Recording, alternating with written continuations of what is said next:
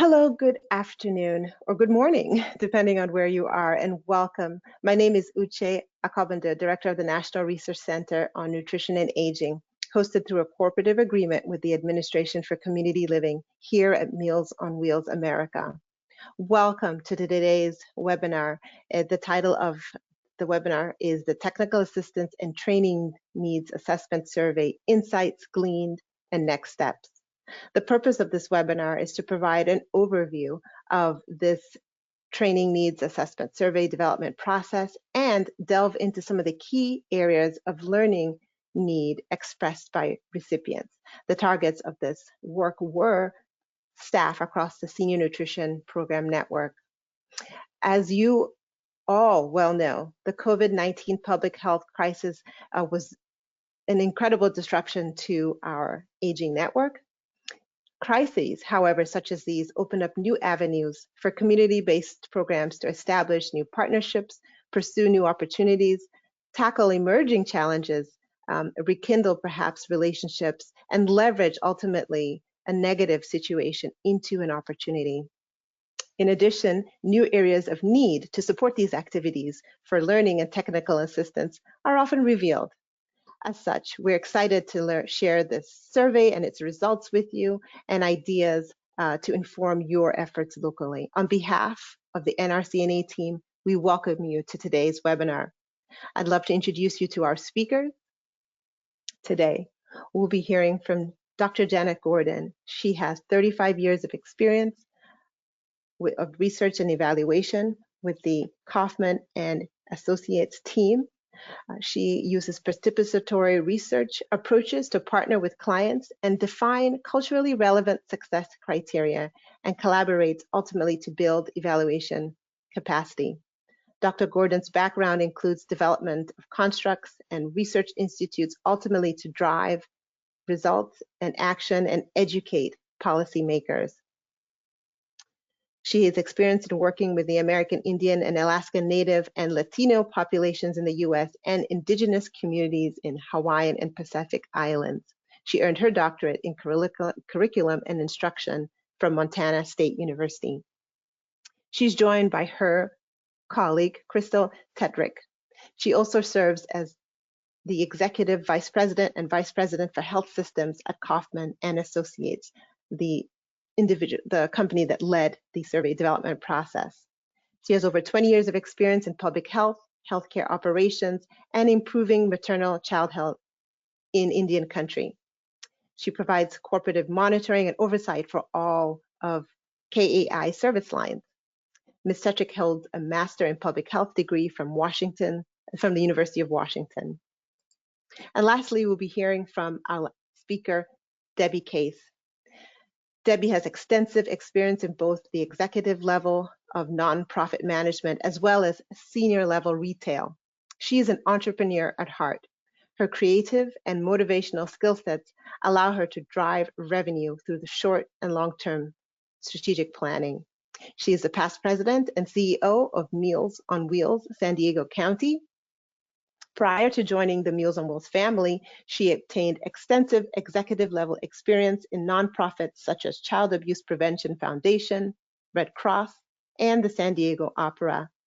Right now, she is the CEO and creative vision behind Case by Case strategies.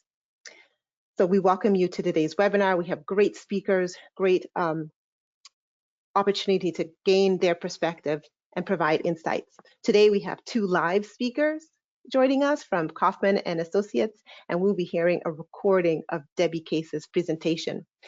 But before we get started, let me set the stage. The purpose of the evaluation fielded by the National Resource Center, supported by our funders at the Administration for Community Living, was again to determine the educational needs of senior nutrition program staff around the country.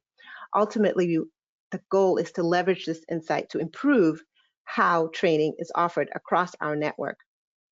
We wanted to determine who needed to be involved in the development of this survey, what areas of interest should be investigated. There's so much that senior nutrition program staff need to know, need to be involved in order to be successful in their role.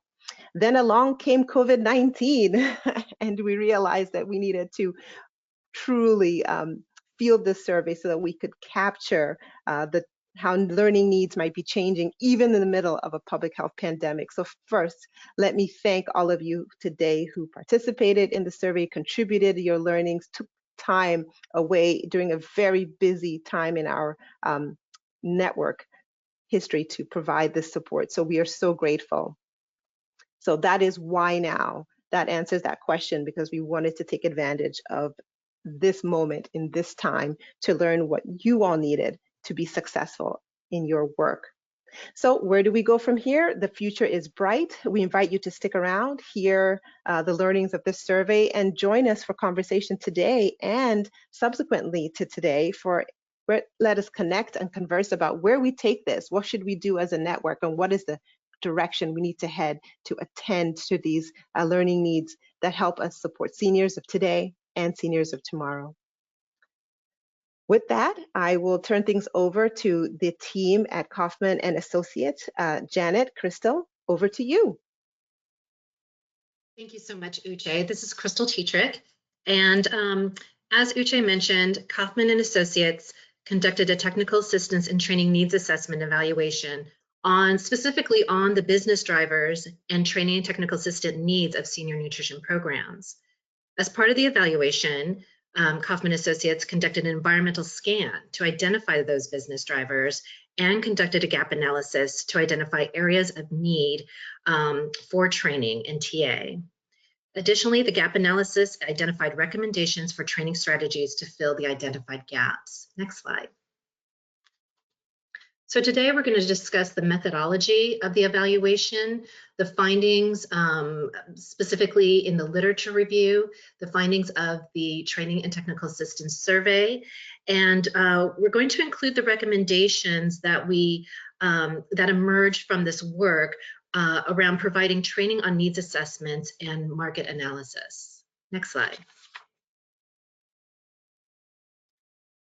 So there are 4 learning objectives we'd like to cover today. Again, we'll provide an overview of the gap analysis. We'll discuss the business drivers that were identified in the literature review and discuss the results from the training needs assessment survey. And again, participants will learn about the community needs assessments and their importance. So now I'm going to turn it over to Janet, who will talk about the evaluation methodology. Thank you, Crystal. Next, thank you so much. So the study methods were rigorous and comprehensive, and I wanted to give you a sense for what they were. First, we started with an environmental scan, which is a literature review, and we wanted to discover the existing gaps in the training and technical assistance, specifically around the sustainability of senior nutrition programs. We wanted to see what was out there under understanding competition and also understanding of business drivers. And then we did a comprehensive inventory of the training opportunities that were available and that were not available. Okay, next slide, please.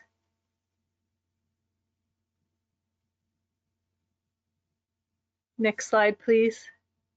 There we go. Okay, from that, we did focus groups and individual interviews with subject matter experts. And this built on the findings from the environmental scan and literature review. And it also helped further define the questions that we were developing for the national survey. So if we had questions about what we found in the literature review, we relied on our subject matter experts and their expertise for their deep knowledge in this area. Okay, next slide. We created a training and technical assistance survey that went out nationally. It was launched June 25th and it was open until August 5th.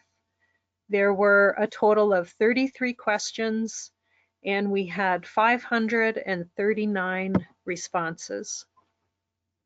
Next slide. After the survey and the analysis, we had some additional questions, areas that were identified that we wanted to dig a little deeper.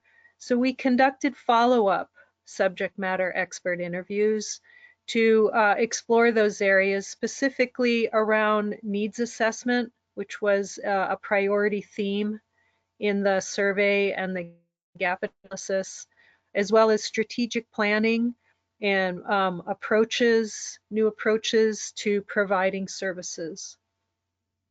All right, next slide. And now I will pass this over to Crystal to go over the findings. Thank you, Janet.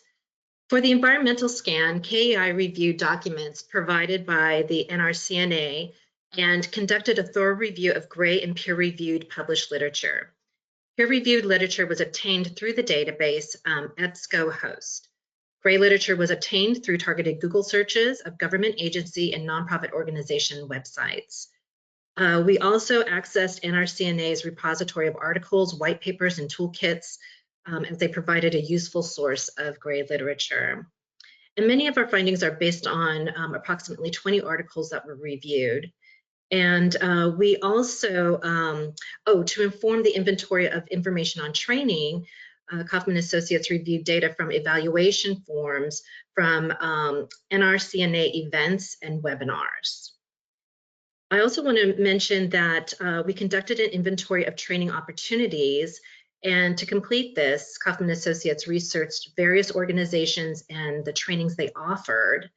And this research led to searches of federal and state agencies, including the U.S. Department of Agriculture and the Administration for Community Living, in addition to a review of NRCNA's training materials and those offered by other national organizations, such as the National Association of Nutrition and Aging Services programs. So from the review of peer-reviewed and grade literature emerged these 6 specific business drivers that impact the sustainability, competitiveness, and business acumen of senior nutrition programs. And we found that the literature described how programs are challenged with decreases in federal funding and are having to generate innovative business solutions to meet the nutrition needs of the aging US population.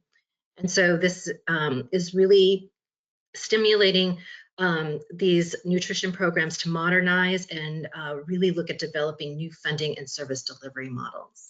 Next slide.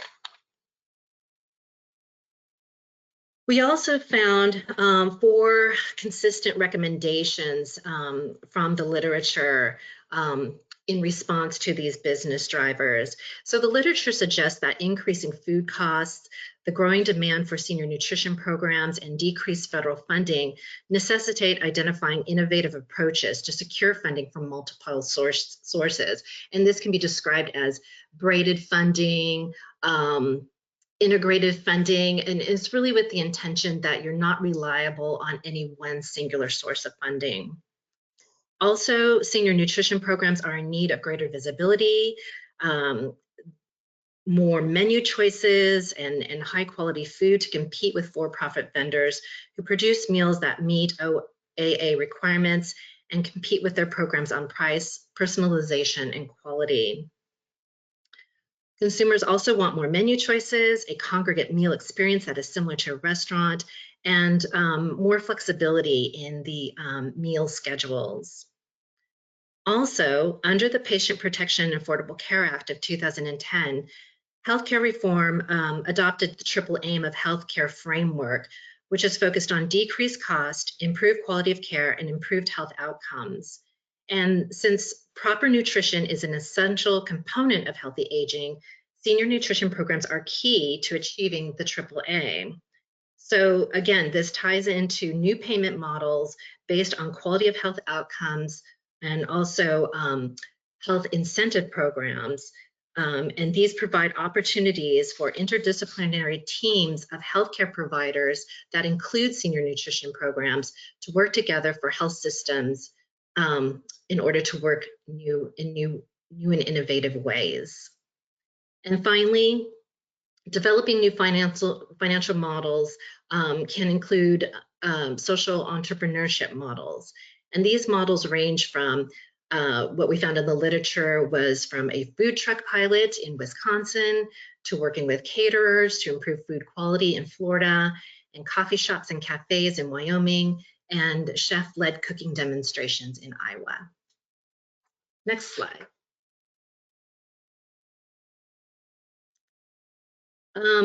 So we also found that specific training opportunities for senior nutrition programs emerged from the literature, and the training program inventory that we conducted. And so this is the list of training opportunities, and it really focused on, again, as I mentioned, those partnerships and integration between community-based organizations and healthcare entities to improve the health outcomes of seniors and stimulate those new business models that can emerge from those partnerships.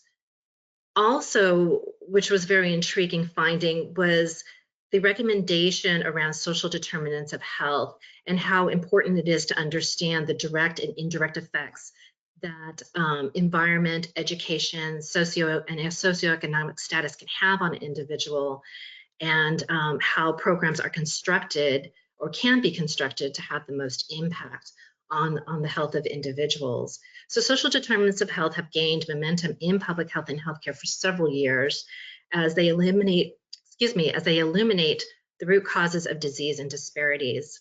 And they really are emerging as a training focus area for senior nutrition program providers, especially as we are seeing the disproportionate impacts of COVID-19 on communities of color. So I also want to note that as a business driver, training on more creative billing and payment options is a great opportunity. NRCNA held a webinar in 2020 that explored how Medicare reimbursement for medical nutrition therapy for older adults is a sustainable funding source, and how popular this webinar was. And so additional trainings that are similar to these sustainable models is highly recommended. I also want to say a few words about innovations in the delivery of congregate and home delivered meals. That the literature showed that there has been a decline in enrollment and some perceived negativity among potential participants of congregate meals. And one study identified, a focus group participant identified that congregate meal sites could feel sterile, and it's where old people go. And other studies had similar experiences trying to address the demands of the aging baby boomer population, who tend to be savvy about nutrition. They tend to have higher expectations for meals, and they want more meal choices. So in 2019, the NRCNA and the National Association of Nutrition and Aging Services Programs developed robust resources to support the future readiness of congregate nutrition programs and innovative models. And these included programs that host fun and engaging activities, modernize the meal setting, and offer more variety of offerings and foods, like even via food trucks. And also, home delivered meals is an area of potential immense growth with opportunities for innovation and training. And it has also been an area of focus for recent NRCNA webinars and other resource materials. And home delivered meals is a topic of major focus, of course, for Meals on Wheels. And with the major impact of COVID-19, the need for home delivered meals has increased even more. And so it's an area where programs are already displaying incredible innovation. And a couple of studies that we looked like highlighted creative avenues to deliver meals, such as drive-through distribution sites and the use of city buses to deliver meals. Next slide. So I'm going to just speak a little bit about training gaps that emerged from the literature review.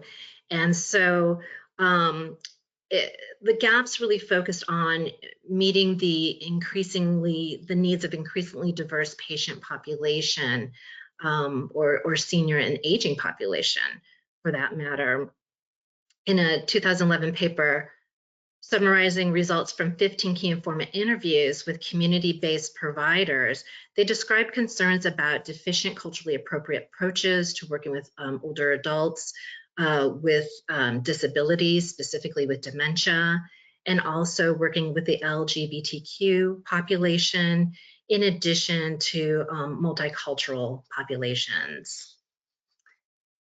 A scan of available trainings and the training inventory revealed that information on trainings at the regional and local levels is disparate and can be difficult to find. We reviewed websites of regional and local organizations and found that they were often not not up to date in comparison to larger national organizations. And we recognize that these issues were likely stem from limited funding and staffing. However, because the scan and inventory relied on web searches, information was often exchanged via word of mouth or through social media. And then based on the literature of the program inventory, needs assessments were found to be inconsistent for senior nutrition programs, which I will talk in more detail here in a few minutes. Next slide. So a 2015 evaluation of the Older Americans Act Title III Senior Nutrition Services Program suggested that senior nutrition programs are conducting needs assessments, but not consistently. And based on the evaluation results, 20% of state units on aging reported completion of a statewide community needs assessment in the previous 5 years of the study, while 60% conducted at least one local community needs assessment during that time. And for AAAs and local service providers, the study found that approximately 3 out of 4 reassessed service needs for congregate and home delivered meal program participants at least once a year. Again, nearly 20% did not have a policy that defines how frequently they should reassess program participants' needs. So this is important because it's important to conduct consistent regular assessments so that your program can see where there are areas for improving quality, identifying efficiencies, and understanding any changes the service population may be experiencing. And assessing a community, conducting a community assessment every 3 to 5 years may not be frequent enough due to impacts in the environment, as we are seeing here with COVID. And I understand that this is usually a resource issue, but it's important to be aware of the shifts in the service population, not only from an empirical standpoint, but the importance of gathering data so you can inform your business and programmatic decisions in order to make real change. Next slide, please. So we're going to start talking about the findings. We conducted some focus groups and interviews with some subject matter experts. Next slide, please. Again, this was part of the overall evaluation process. And I had the pleasure of holding a focus group with 5 participants in person of subject matter experts in the senior nutrition field. And we had a really great conversation, and we dug deep into these business drivers and also the training opportunities that could emerge from understanding these issues in more detail. So next I'm going to turn it over to Janet, who's going to talk about the in-depth interview participants that she talked to. Thank you, Crystal.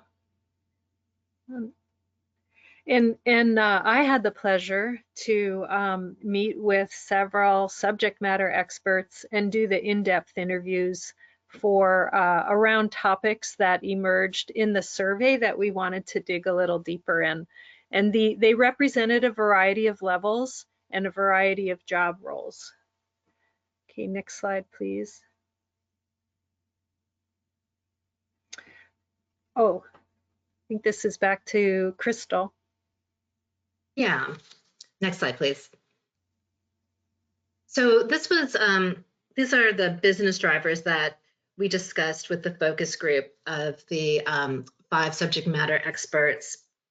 And they really honed in on the ability to adapt to market changes and provide services based on those market changes.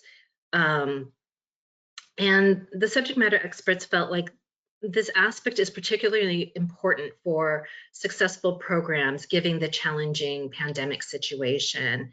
And one interview participant quoted that those strong programs are versatile.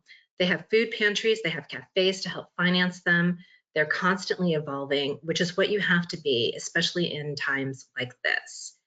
And another interviewer talked about how, or interviewee, excuse me, talked about how having multiple sources of funding allow programs to be more independent, which I thought was a really great insight.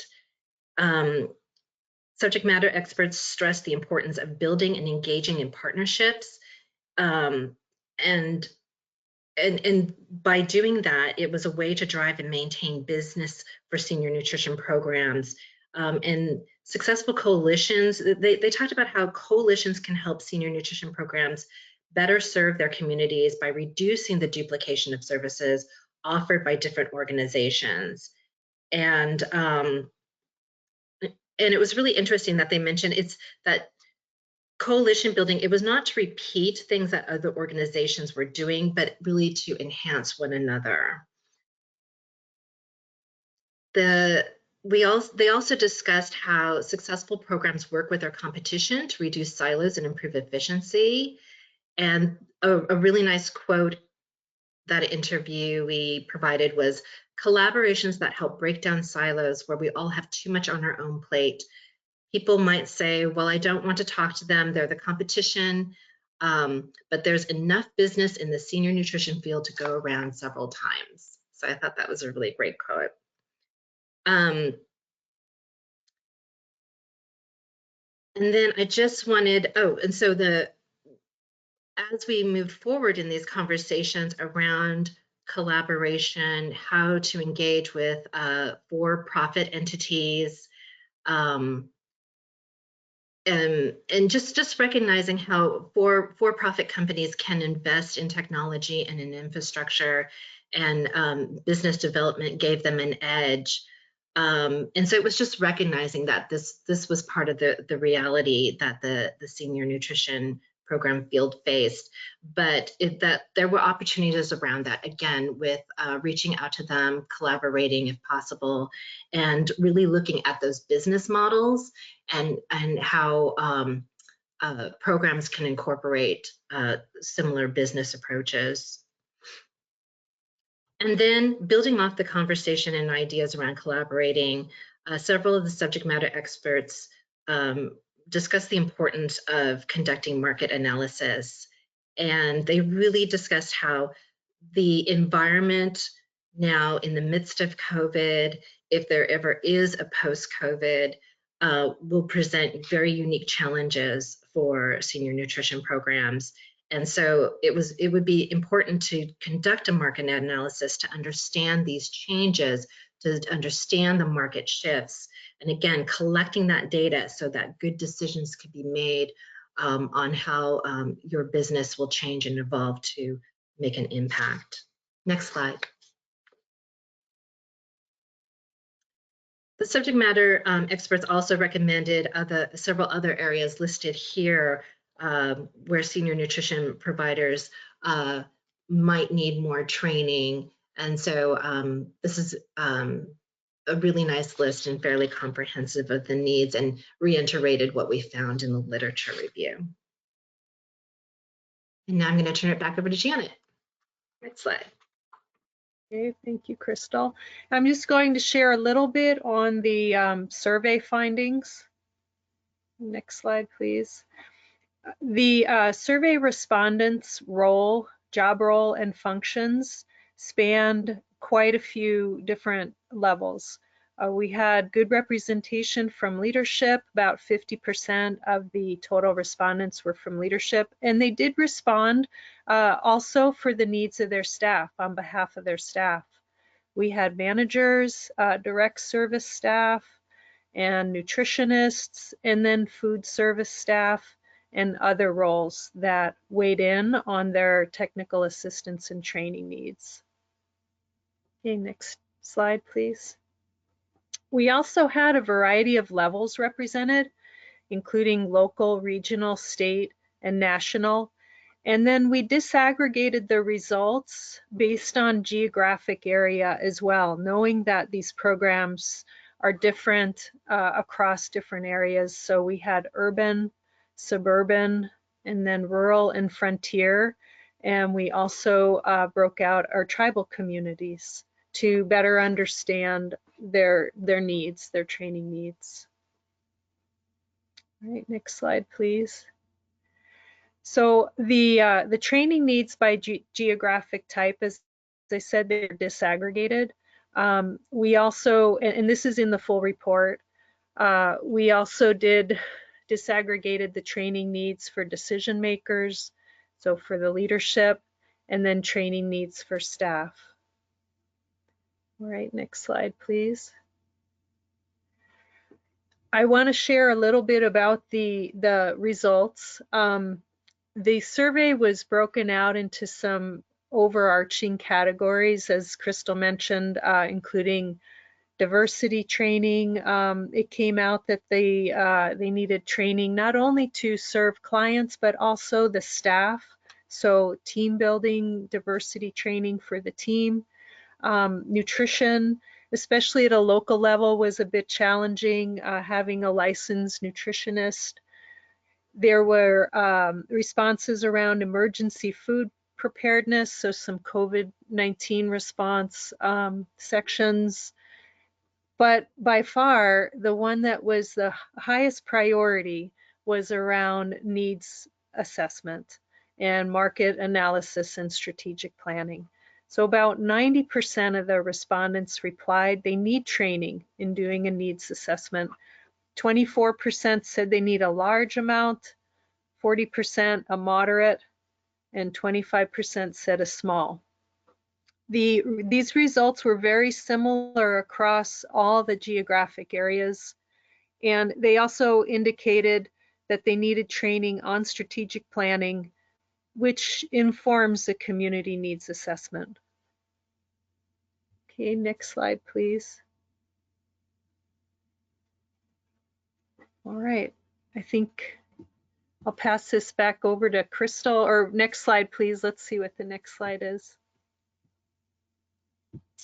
All right, I'll take this one. I did want to mention, since I did have the pleasure of interviewing the subject matter experts, they repeatedly stressed the importance of gaining a strong understanding of the senior nutrition market to accurately assess its needs and competition. And there's a quote here, and I also wanted to share a couple more quotes. As Crystal mentioned, it was a strong message that programs need to become modern and move out of the same norms. And the impetus and the accelerator of this is COVID-19, as you can see this individual said as well.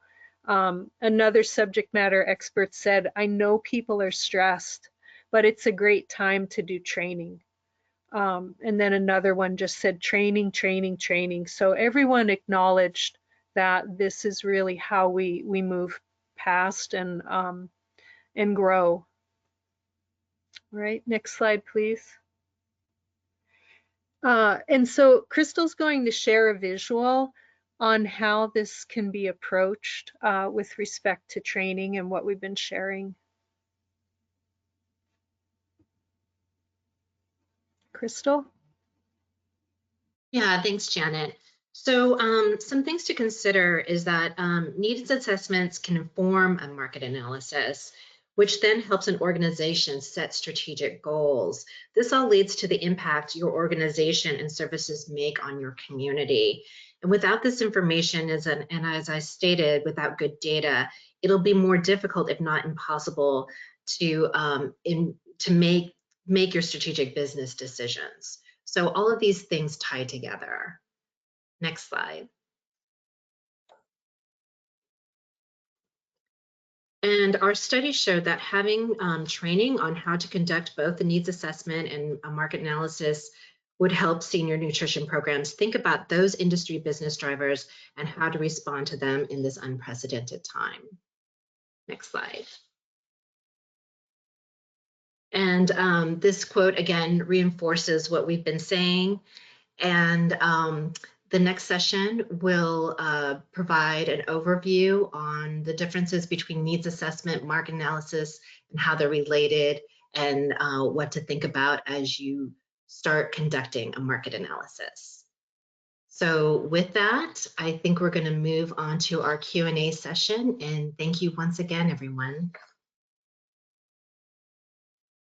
Thank you so much. We really appreciate it. And we're so pleased that you could share some of your insights with us and provide the top line findings from this incredibly extensive and in-depth survey analysis. We shared the link to the page on the National Resource Center website where the final reports are housed. We encourage you to take a moment to flip through, have a gander.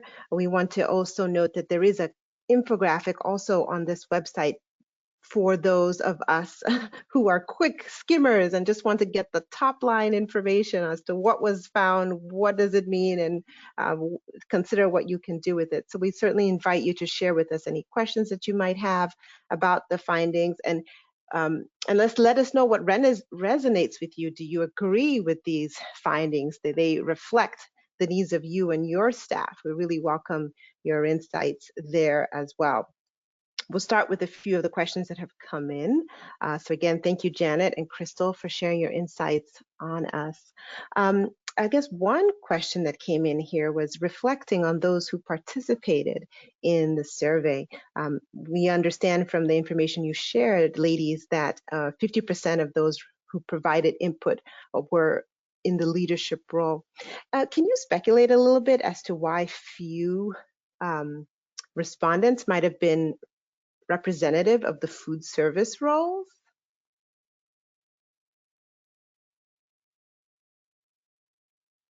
This is Janet. I think that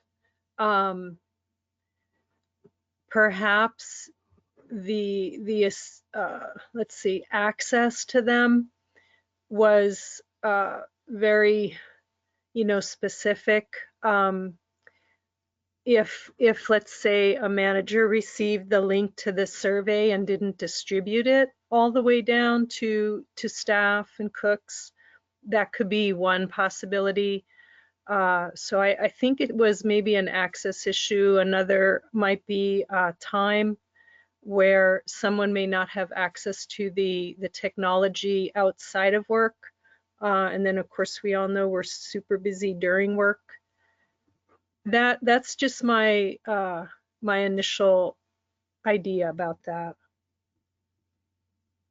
Crystal, did you have anything to add? No, I would agree with that. I think a lot of times what happens with surveys is that leadership or administrative staff respond to it, and it's harder to get it down to the people who are providing the actual service. And I think that's just a challenge that we have. Great, thank you so much. Here's another question that's come in. It seems like, looking at it overall, that some of the ways that the findings differed by different types of organizations. Again, this is rural, urban, suburban, and organizations that serve in tribal areas, is that most people indicated that they wanted to know more about partnerships and flexibilities. But I think particularly for those programs serving in Indian country, there was a desire to learn more about meeting client needs during an emergency. Janet, I know that you have extensive experience, and Crystal as well. Can you speak to a little bit about why there might be such a difference in that a focus on client emergent needs might be different by geographic location? This is one striking finding from the study. Yeah, this is Crystal. I can go ahead and start, and then Janet can jump in. I think what happened is that a lot of organizations did emergency preparedness planning, but when the realities of COVID, experiencing the realities of COVID, realizing how unprepared organizations truly were, kind of brought this issue to light. And I think for the tribal communities, the fact how hard hit this pandemic has been on them has been pretty overwhelming. And so that's why I think you see tribes really wanting to build up their emergency response plans based upon their experience to date. Yeah. Great, thank you. Oh, Go ahead, Jen. No, Well, no, I no. was just going to share that the emergency response goes way beyond food. It could be water. So, and alternative ways to have running water. So it's a lot more comprehensive, and I think that's what came through on the survey. Indeed, fair points, fair points. Thank you. Wanted to also invite you to comment a little bit. One of the training barriers that were identified was the issue of time. Time it seems a little fluid these days now that some of us work from home, some of us work in different ways than we used to work before March, early March.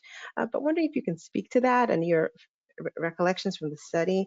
Issues around time seem to be recurring in your conversations with subject matter experts and others. Did you have any insights onto that particular topic? This is Janet. I could share a little bit about my memory of the interviews, and they said that it's almost like a non-negotiable. It's built into the time of the workforce, so it's the very foundation. It's not an add-on, but it's the beginning, and that is the culture. So to kind of first set that expectation and culture that it's built in. You know, they schedule trainings a year in advance and have different things scheduled and access paid for subscriptions for training. And then also they mentioned the podcasts would be very useful, like 15-minute small soundbite podcasts that you could listen to while you're doing other things.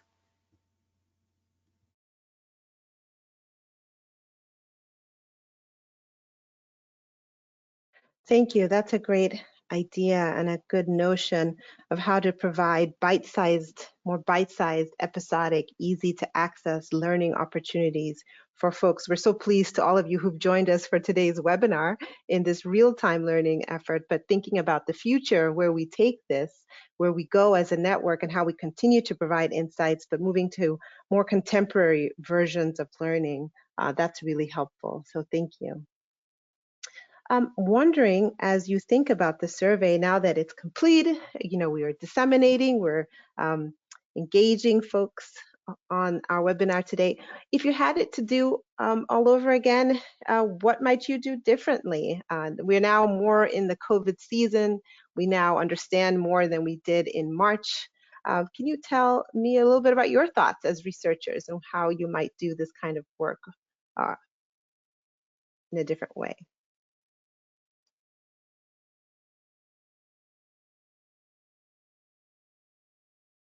So just off the top of my head, I'm thinking nothing big comes to mind outside of just how would we provide access to the frontline staff? And one thing we do a lot with hard to reach people is provide paper copies. I know that sounds, you know, kind of silly sometimes, but honestly, that is the only way sometimes that we can hear from other people that are just generally not represented in national surveys. That's the only thing that comes to my mind. Crystal, did you have something on your mind? No, that's what I was thinking too, Janet. It's really reaching those frontline providers and getting their input and really hearing their needs. I think in an ideal world, it'd been nice to have more time to get that input from them. Great, thank you. Wondering also if you have any insights from some of your learnings as researchers in this work. Well, actually, I think maybe we'll close there. I think we have just an additional question. Sorry, additional question is coming through, so I want to make sure that we have time for that. Okay, no, not a question, but a comment. Thank you so much for making the comment. But uh, no doubt your insight, Janet and Crystal, has also increased as you consider this work. We're so grateful for your service and support over these months, in getting this new learning out to our network, where we can all consider how we can take advantage of this and move forward. So again, thank you for your time and expertise lending that to this work. We thank you for your insights on some of the findings that we've had today. Right now, I would like to transition to our next speaker, who will be hearing from virtually today. Debbie Case will be sharing with us her insights on market analysis. And the market analysis was identified as a key training need from the survey results. And so we want to not only provide you today what we did in the survey, but be responsive to this key identified need. So with that, I will turn to Debbie's remarks, and she can let us know, what is market analysis? How does it factor into what we should be doing now and always as part of the provision of senior nutrition services? So Debbie, take it away.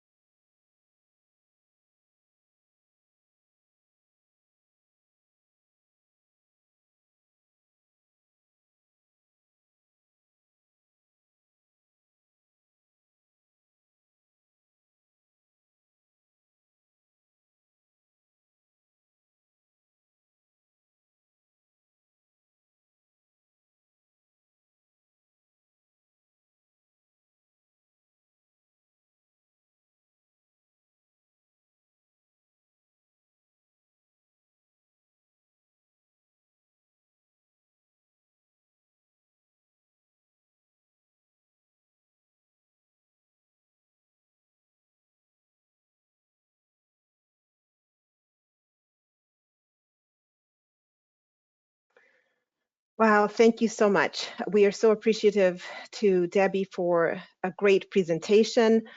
We invite you all again to please take advantage of the link in the chat box to register and join us for what we're calling a Connect and Converse event. And this is a chance for us to connect with Debbie after this rich presentation to really think about the survey findings and what does that mean for us day to day as a network? Where do we go now that we know, now that we've lived it, and we have conversations and questions about this market analysis aspect to position ourselves for the emerging future that the COVID-19 pandemic has brought. So again, mark your calendars, do plan to join us in the afternoon, or I should say late morning for some of you, for this upcoming Connect and Converse. Should you have any questions that you would like us to retain and keep for Debbie, now that you've heard her presentation, please type them into the chat box.